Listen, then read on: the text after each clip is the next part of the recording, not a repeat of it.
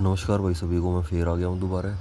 और जैसे कि पता लगा है हम सबको कि हरियाणा सीईटी है अभी जुलाई में होने वाला है, तो ज़्यादा दिन नहीं है भाई अपने पास, मामला ना खींच दो। तो चलो भाई हरियाणा जी के कुछ क्वेश्चन लेकर आया हूँ। पहला क्वेश्चन, जो घग्गर नदी है ना भाई, घग्गर नदी है वो हरियाणा में पंचकूला से निकलती है, फिर अम्बाला में जाती है, फिर कुरुक्षेत्र में, फिर कैथल में, उसके बाद फतेहाबाद, फिर फाइनली सिरसा में जाती है, फिर वहाँ से राजस्थान की तरफ मुड़ जाती है और इसे राजस्थान में हाकड़ा कहते हैं। हाकड़ा नदी, घग्गर को हाकड़ा कहते हैं। अब इसको ट्रिक से याद कर लो। घग्गर का बना लो घाघरा, घाघरा हाकरा, घाघरा हाकरा, घाघरा हाकरा। राइमिंग वर्ड्स हैं, दोनों हो जाएंगे भाई याद, कोई दिक्कत नहीं है इसमें। अगला क्वेश्चन है, दक्षिण हरियाणा की सबसे लंबी नदी कौन सी है?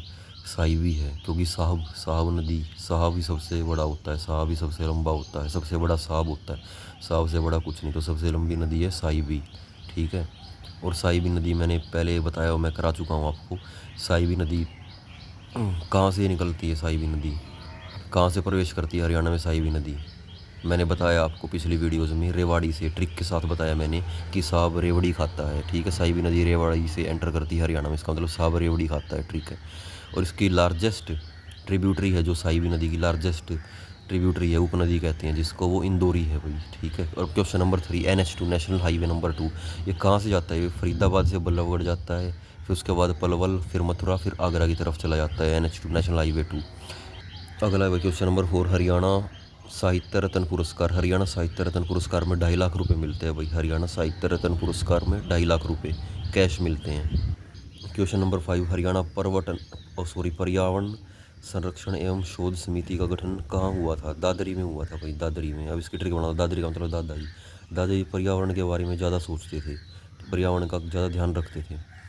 तो क्वेश्चन नंबर 6, बेटी को सलाम राष्ट्र के नाम, ये किससे रिलेटेड है? ये योजना है हरियाणा की, ये किससे रिलेटेड है? ध्वजारोहण से, झंडा फहराने से, ठीक है। ध्वजारोहण का मतलब झंडा को फहराना, ठीक है, इससे रिलेटेड है। बेटी को सलाम राष्ट्र के नाम। और अगला, आपकी बेटी हमारी बेटी, ये योजना कब हुई थी भाई? ये 2015 में हुई थी। एक बात बताना चाहूँगा जी, जितनी भी योजना है ना भाई सारी इंपॉर्टेंट हैं, ठीक है, छोड़ के मत जाना, एक ना एक जरूर फंसेगी पेपर में जाके। जितनी भी योजना है अपना रट लो, ठीक है। कब हुई थी, किसने की थी, कहाँ से हुई थी, ठीक है। और सबसे इंपॉर्टेंट तो यही है कि कब हुई थी, किस सन में हुई थी। जैसे कि बेटी बचाओ बेटी पढ़ाओ, थारी पेंशन हमारे पास, या और भी एटसेट्रा XYZ बहुत सारी हैं। तो अगला भाई, एडमिरल सुनील लांबा है, जो एडमिरल सुनील लांबा, ये कहाँ से ताल्लुक़ रखते हैं? पलवल से, हरियाणा के पलवल से ताल्लुक़ रखते हैं। एडमिरल कहाँ का होता है भाई? जो हेड होता है एडमिरल, हेड ऑफ एयरफोर्स होता है, एडमिरल कहते हैं इसको। और अगला क्वेश्चन भाई 19वां, कि कुरुक्षेत्र में भाई चंद्रकूप मंदिर है। चंद्रकूप मंदिर पेपर में पूछता है कि चंद्रकूप मंदिर है कहाँ पे है? कुरुक्षेत्र में है। और ये बारबरीक हैं, जो खाटू श्याम बोलते हैं जिनको, शीशदान भी बोलते हैं उनको, क्योंकि अपना शीशदान दे दिया था उन्होंने जब युद्ध हुआ था कौरव और पांडवों का, तो उसको समर्पित है, उनको समर्पित है, ठीक है। खाटू श्याम को समर्पित है ये, बारबरीक को समर्पित है ये मंदिर, चंद्रगुप्त मंदिर है। और ये कहाँ पे है भाई? ये कुरुक्षेत्र में है ये। तो हरियाणा के फर्स्ट महाधिवक्ता कौन थे? महाधिवक्ता हरियाणा के फर्स्ट वो थे बाबू आनंद स्वरूप। बाबू आनंद स्वरूप हरियाणा के पहले महाधिवक्ता थे। तो क्वेश्चन नंबर 21, हरियाणा में फर्स्ट टैक्सी हवाई सेवा, टैक्सी हवाई सेवा कब चालू हुई थी? ये 14 जनवरी 2021 को हुई थी ये। बस इंपॉर्टेंट ये याद रख लो कि 2021 में हुई थी टैक्सी सेवा चालू। तो अगला भाई अपना क्वेश्चन, कि मैक्सिमम विधानसभा क्षेत्र कहाँ पे है भाई? मैक्सिमम सबसे ज़्यादा विधानसभा क्षेत्र कहाँ पे है? ये हिसार में है भाई, सबसे ज़्यादा विधानसभा क्षेत्र हिसार में है। अगला क्वेश्चन, 1849 में सिखों की हार के बाद हरियाणा पर किसका अधिकार स्थापित हो गया था? कि सिखों की हार के बाद किसका अधिकार हो गया था? अंग्रेजों का। हाँ भाई अगला क्वेश्चन है, साहित्य अकेडमी है जो नई दिल्ली में, उसकी स्थापना कब हुई थी? 1954 में हुई थी भाई। साहित्य अकेडमी कहाँ पे है, कोई पूछे तो बताना, न्यू दिल्ली में। और स्थापना कब हुई थी? 1954 में। और रानी की डोडी है जो, ये कहाँ पे पड़ता है भाई? अपना रेवाड़ी में पड़ता है ये, रेवाड़ी डिस्ट्रिक्ट ऑफ हरियाणा में। पीर जमाल की मज़ार, ये सोनीपत में है भाई। पीर बाबा पीर जमाल की मज़ार को सोनीपत में है ये मज़ार। बंगला साहिब गुरुद्वारा, ये रोहतक में है। बंगला साहिब गुरुद्वारा रोहतक में पड़ता है भाई अपना, ठीक है भाई। अगला, शेख अनमुल्ला की मज़ार, ये कहाँ पे है भाई?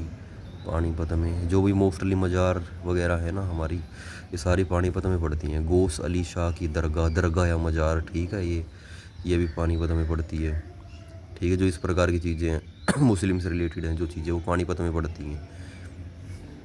शाह विलायत का मकबरा, ये नारनौल में है भाई, शाह विलायत का मकबरा कहाँ पे, नारनौल में है भाई। ठीक है भाई। तो अगला देखो, पंजाब और हरियाणा का सीमांकन जो उसकी बाउंड्री है वो डिसाइड की थी किस आयोग ने की थी? शाह आयोग के द्वारा। ठीक है भाई, पेपर में पूछ लेता है कि शाह आयोग कब हुआ था। ठीक है, ये भी पूछ लेता है शाह आयोग के बारे में, और भी काफ़ी चीज़ें पूछ लेता है। कौन सा मेला करनाल में प्रतिमा आयोजित किया जाता है? करनाल में हर महीने कौन सा मेला होता है आयोजित? वो था पांडु का मेला। पंडित नेकीराम ने कौन सा समाचार पत्र प्रकाशित किया था? संदेश किया था इन्होंने। तो अब इसकी ट्रिक याद कर लो कि नेक आदमी वही है जो टाइम टू टाइम हमें संदेश देता रहे। कुरुक्षेत्र में सर्वेश्वर महादेव मंदिर किसने बनवाया था? श्रवणनाथ ने। शय से श्रवण, शय से सर्वेश्वर। ठीक है, सर्वेश्वर महादेव मंदिर बनाने का जो श्रेय जाता है कुरुक्षेत्र में वो जाता है श्रवणनाथ को। मुझे तो संपूर्ण भारत की भूमि चाहिए, किसने कहा था? ये नेकीराम शर्मा ने कहा था। ठीक है, अब इसको ट्रिक से याद करो कि जो आदमी संदेश देता रहेगा वो बदले में कुछ ना कुछ तो एक्सपेक्ट करेगा ना। तो उसने बदले में संपूर्ण भारत की भूमि मांग ली भाई, ज़्यादा बड़ी डिमांड करी इन्होंने। ठीक है, तो 6 अप्रैल 1919 में रोलैक्ट एक्ट के विरुद्ध किस जिले में सबसे बड़ी कॉन्फ्रेंस हुई थी हरियाणा में? तो वो हुई थी भाई रोहतक में। ठीक है भाई, अब पेपर में पूछता है, ये इंडिया जीके का भी क्वेश्चन है कि रोलैक्ट एक्ट इंडिया में कब आया था? ये 1919 में आया था रोलैक्ट एक्ट। ठीक है, 6 अप्रैल 1919 में रोलैक्ट एक्ट के विरुद्ध एक बड़ी कॉन्फ्रेंस हुई थी जिसमें रोहतक ने मुख्य भूमिका निभाई थी, क्योंकि रोहतक में उसको होस्ट किया गया था। प्रातःकाल में गाए जाने वाला राग कौन सा है? दरबारी राग है भाई, जो सुबह सुबह गाया जाता है। तो अब इसकी ट्रिक है कि प्रातःकाल में अपने सारे दरबार खोल कर बैठ जाओ। क्या भाई? अपना प्रातःकाल में सारे दरबार खोल कर बैठ जाओ। प्रातःकाल में सारे दरबार खोल कर बैठ जाओ, क्योंकि प्रातःकाल में सबसे पहले इंसान क्या करता है? अपना गेट खोलता है, घर का जो मेन गेट है, दरबार खोलता है। किसी को आना है, दूध वाला आएगा, अखबार वाला, ठीक है, ताकि वो आ सके। कर्नाटक संगीत के जनक, कर्नाटक संगीत के जनक, कर्नाटक एक म्यूजिक है, कार्नेटिक म्यूजिक भी कहते हैं जिसको इंग्लिश में। कर्नाटक म्यूजिक के जनक कौन है? वो the father of Karnataka music, ये है पुरंदरदास। पुरंदरदास, पुरंदरदास। तो अगला देखो, इंटरनेशनल मातृभाषा मदर टंग दिवस कब होता है? इंटरनेशनल मातृभाषा दिवस ये होता है भाई 25 जनवरी को होता है भाई, 25 जनवरी को मनाया जाए वो। ठीक है, तो अब अगला, एमपी हैं जो मेंबर ऑफ पार्लियामेंट, इनकी पेंशन मिलती है, आप सबको पता हो तो। और इसकी पेंशन का प्रावधान कब से शुरू हुआ था? ये हुआ था 1976 से इनको पेंशन मिलनी शुरू हुई थी। ठीक है भाई, इनको रेगुलर पेंशन दी जाती है 1976 से, जितने भी एमपीज़ हैं। तो अगला क्वेश्चन हमारा एकलव्य टेम्पल है, एकलव्य मंदिर है, और एक एकलव्य स्टेडियम है। इन दोनों चीज़ों में कन्फ्यूज होते हैं ज़्यादा बच्चे। मंदिर वाले पे स्टेडियम का टिक लगा देते हैं, स्टेडियम वाले पे मंदिर का लगाते हैं। एकलव्य टेम्पल है जो, वो रहेगा हमारा गुड़गांव में। एकलव्य टेम्पल रहेगा गुड़गांव में, और एकलव्य स्टेडियम रहेगा, अगर पूछ ले तुम्हें एकलव्य स्टेडियम का है तो तुम बताओगे जींद, और एकलव्य टेम्पल पूछ लिया तो बताओगे भाई तुम गुड़गांव। ठीक है, गुड़गांव में। वैसे याद करो, एकलव्य ने किसने अपना गुरु माना था? किसको अपना गुरु माना था एकलव्य ने? गुरुद्रोण को। और गुरुद्रोण का शहर, गुरुद्रोण की नगरी कौन सी है? गुड़गांव। तो जो गुरु की नगरी वही चेले की नगरी, वहीं पे चेले का मंदिर बना दिया। ठीक है, और स्टेडियम वही जींद में बना दिया एकलव्य का। ठीक है, अब अर्जुन स्टेडियम ये भी जींद में है। ठीक है, अर्जुन स्टेडियम, क्योंकि अब इसको ऐसे याद करो कि अर्जुन और एकलव्य एक प्रतिद्वंदी थे, एक दूसरे को टक्कर के खिलाड़ी थे दोनों। ठीक है, तो इसलिए दोनों का स्टेडियम एक स्टेडियम में प्रयास करते थे, जींद में था वो स्टेडियम। ठीक है, और मंदिर इनका मंदिर एकलव्य का गुरुग्राम में, क्योंकि जो इसका गुरु था, इनके जो गुरु थे एकलव्य के, वो गुरुग्राम से बिलोंग करते थे, उनकी नगरी गुरुग्राम थी, तो जहाँ पे गुरु वहीं पे चेला। ठीक है भाई, अब अगला देखो, ये एक हिंदी का क्वेश्चन आ गया भाई इसमें। भाल, भाल, भाल एक पर्यायवाची शब्द है, इसका मतलब होता है मस्तक, माथा। ठीक है, भाल। अब इसकी ट्रिक बना लो, भाल, भाल का मतलब भाला। भाला कहाँ पे मारूंगा? माथे में मारूंगा भाला, मस्तक में भाला बैठा देंगे। ठीक है, जुनसा गणा बोलेगा। अब अगला है भाई सहोदर। ठीक है, और अगला है अन्योदर, अन्योदर, सहोदर और अन्योदर, सहोदर और अन्योदर। सहोदर का मतलब होता है एक ही माँ के बेटे हो जो, और अन्योदर हो जो अन्य माँ से उत्पन्न हुआ हो। ठीक है, तो धातु के अंत में जोड़े जाने वाले प्रत्यय होते हैं वो कृत प्रत्यय होते हैं, धातु के अंत में जोड़े जाते हैं। और जो संज्ञा सर्वनाम किसी और के अंत में जोड़े जाते हैं वे कृदंत प्रत्यय होते हैं। ठीक है, धातु के अंत में, जैसे कि मान लो क्रिया के अंत में, जैसे कि पढ़ना। ठीक है, सो से सोना, रो से रोना, दो से धोना। ठीक है, इसी प्रकार से क्रिया है ना ये, सो रो धो, तो इसके लास्ट में ना जोड़ दिया, ना है प्रत्यय। तो ठीक है, चलो हरियाणा जीके पे आते हैं। हरियाणा में राज्य शैक्षणिक अनुसंधान एवं प्रशिक्षण परिषद की स्थापना कब हुई थी? 1979 में हुई थी भाई, ठीक है। हरियाणा में राज्य शैक्षणिक अनुसंधान एवं प्रशिक्षण परिषद की स्थापना कब हुई थी? मतलब state educational research and training council की स्थापना कब हुई थी, ये पूछा गया है। 1979 में हुई थी भाई। अब देखो अगला, देखो भाई, हरियाणा में होम रूल एक लीग थी, एक मूवमेंट थी होम रूल। उसका प्रचार किसने किया था? हरियाणा में होम रूल का प्रचार किया था पंडित नेकी राम शर्मा ने किया था। अब ये नेकी राम शर्मा वही हैं जो संदेश देते थे, क्योंकि नेक आदमी है, संदेश देंगे टाइम टू टाइम, और बदले में फिर पूरे भारत की भूमि भी मांगेंगे, और पूरे भारत की भूमि मांग ली तो फिर उस भूमि पर इन्हीं का, नेकी राम का ही रूल होगा, और अपने होम की तरह ट्रीट करेंगे। घर का राज चलेगा भाई नेकी राम जी का इसमें, ठीक है, क्योंकि मांग ली भूमि, संदेश दे देगा इनने। तो भाई अगला क्वेश्चन है, first Sufi poet of Haryana, मतलब हिंदी में कह दिया करें हरियाणा के पहले सूफी संत कौन थे? सूफी मतलब ये हो जाएगा है कुछ मुस्लिम से रिलेटेड है, उर्दू से रिलेटेड है, कुछ उर्दू भाषा से कुछ शेर व शायरी कुछ इस प्रकार की। पहला सूफी कवि कौन था हरियाणा का? सूफी संत सूफी कवि, उसका नाम है शेख मोहम्मद तुर्क, ठीक है। अब इसकी ट्रिक बना लो भाई, सूफी संत था ना वो, मतलब कि अपनी कविता गा के मतलब शेख पिया करता वो, ठीक है, मैंगो शेक पी का कविता गाया करता वो सूफी की उर्दू में। अब लेजर प्रिंटर, कंप्यूटर का आ गया भाई, कोई नहीं, कंप्यूटर बहुत ज़रूरी है, 4 नंबर की आओगी, ठोक दो इसने। Laser printer use, laser printer हो जाकर जो उसमें किए हो जाकर, उसमें हो जाकर पाउडर्ड टोनर इन कार्ट्रिज, जो उसका कार्ट्रिज हो जाकर, कार्ट्रिज हो जाकर उसके अंदर एक चीज़ हो जाकर कुछ मैकेनिज्म होता है कार्ट्रिज का भी, उसमें पाउडर्ड भरा जाता है, ठीक है, पाउडर टोनर होता है कार्ट्रिज में, इसके द्वारा वो प्रिंट करता है चीज़ों को, laser printer. Which city will host, कौन सी सिटी है जो खेलो इंडिया गेम्स 2025 में होस्ट करेगी? खेलो इंडिया गेम्स 2025 में होस्ट करेगी बिहार, ठीक है भाई, बिहार में है वो सारा कार्यक्रम होगा खेलो इंडिया गेम्स का, बिहार होस्ट करेगी, ठीक है। तो भाई जरूर जाइयो बिहार, ठीक है। सीईटी क्लियर ना हुआ था रहा, जब भी तुमने बिहार ही जाना पड़ेगा, इससे बढ़िया पहले चले जाओ और देखो खेलो इंडिया गेम्स ने, देखो बढ़िया डालो जी सालो, और उड़ा था एक आधी बिहार ने भी देख लाइयो। हरियाणा में तो बननी है थारी बात, क्योंकि सीईटी ही नहीं होगा जब थारा मेरी वीडियो नहीं देखो तो तुम, ठीक है भाई। अगला देखो, which painter was given the title of Nadir uz Zaman by Jahangir? Jahangir ने टाइटल दिया था भाई, उसको उपाधि दी थी, नादिर उज जमान की उपाधि दी थी जहांगीर ने, ठीक है। किसको दी थी? अबुल हसन को, अबुल हसन को जहांगीर ने, ठीक है। अब देखो, बड़खल झील 1947 में बनी थी, और बड़खल एक टूरिस्ट कम्प्लेक्स भी है बड़खल, ठीक है, जो झील के अंदर ही है, शायद वर्ड का यूज़ कर रहा हूँ मैं, शायद कह रहा हूँ, पक्का नहीं पता मुझे। ये भी पूछा जाता है बाकी पेपर में, जो बड़खल टूरिस्ट कम्प्लेक्स है वो कब बना था? 1972 में।